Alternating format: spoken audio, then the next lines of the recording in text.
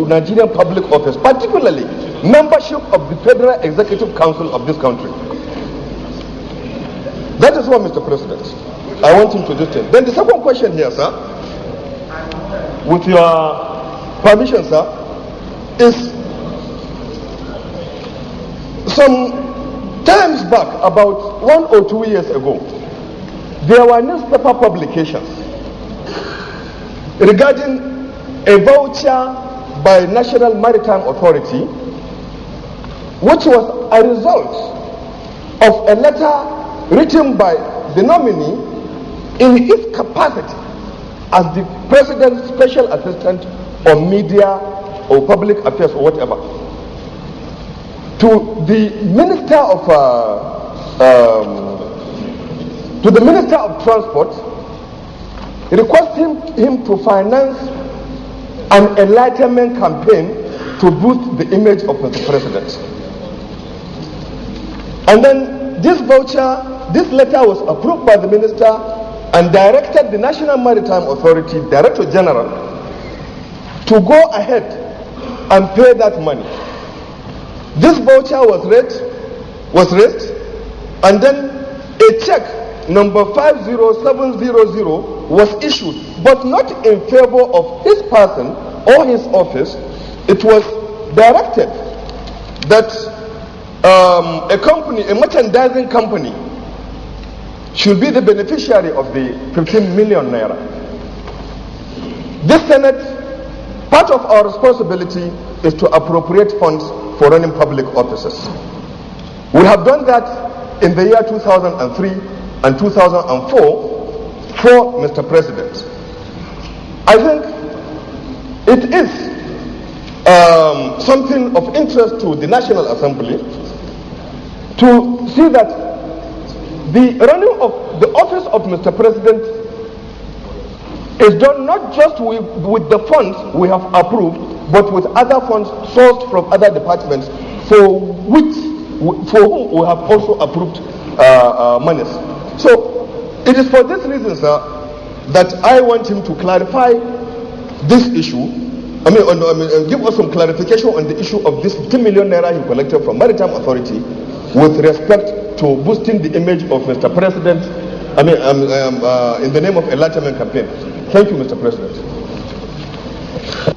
Questions, which gives the opportunity for clarification.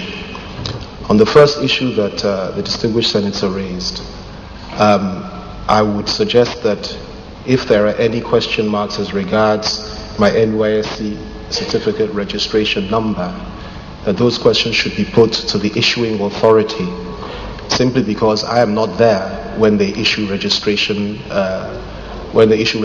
numbers for certificates. All I know, and I can confirm this before this noble house, that not only did I serve my youth corps, but I served it well, I served it creditably, and I have my certificate in hand.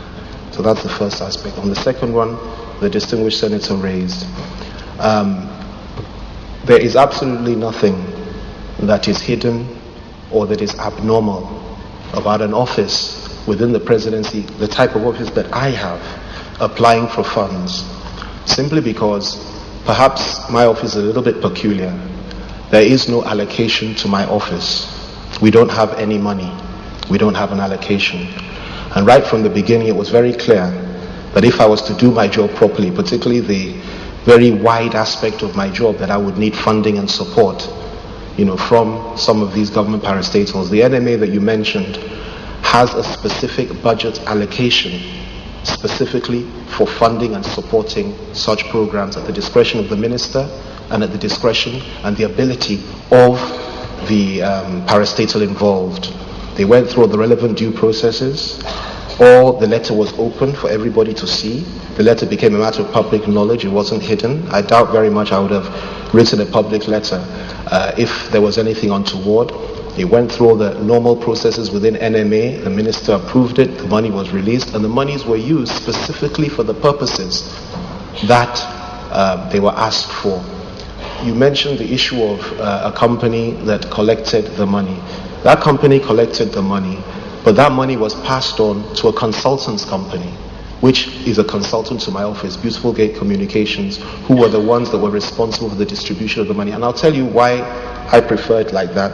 Because one of the things that I purposed when I came into this job is that I need to be extremely careful, specifically because of questions that you have just raised, to be able to say that, one, this was properly done, it was done within the law, it was done as a consequence of the due processes of the day, it was done with the knowledge of all the relevant authorities involved, and that the monies were used for that purpose. And without that money, I don't think we would have had an Office of the Special Assistant to the President on Public Affairs for the last, I think, almost 4 years now. It was very, very difficult for us. And I will also add this, if I may, distinguished Senate President, that I spent a lot of my own money on this office, a lot of my own money. And it's something that I would do all over again, because I think the most important thing is for us to be able to do our job. For me, politics is not and has never been a money-making venture, God forbid. And I want to assure this House there's nothing untoward about that. The matter was looked into at the time by a number of people, and I have absolutely nothing to hide, sir. Distinguished, we are clear. So that we are clear, I have a little problem here. There is a Nigeria Police Crime Diary extract dated 26th December 2005. In it states that one Mr. Okon, John, who served the nominee as a steward, stole his briefcase containing 250,000 naira and a wristwatch valued at 80,000 naira, and of course with other documents which states here include his law certificate from Oriental and African Studies London, LLB, and other documents. Going through the documents submitted by the nominee, I could find a photocopy of the stolen, I believe must be the stolen University of London School of Oriental and African Studies certificate, LLB. Is this a different certificate apart from the one stolen and sworn to by this crime diary?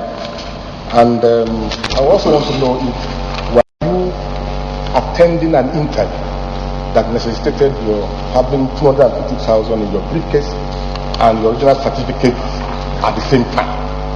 Thank you very much. First of all, to the latter part of your question, sir, the briefcase happened to be in my house, and the briefcase was stolen by my steward.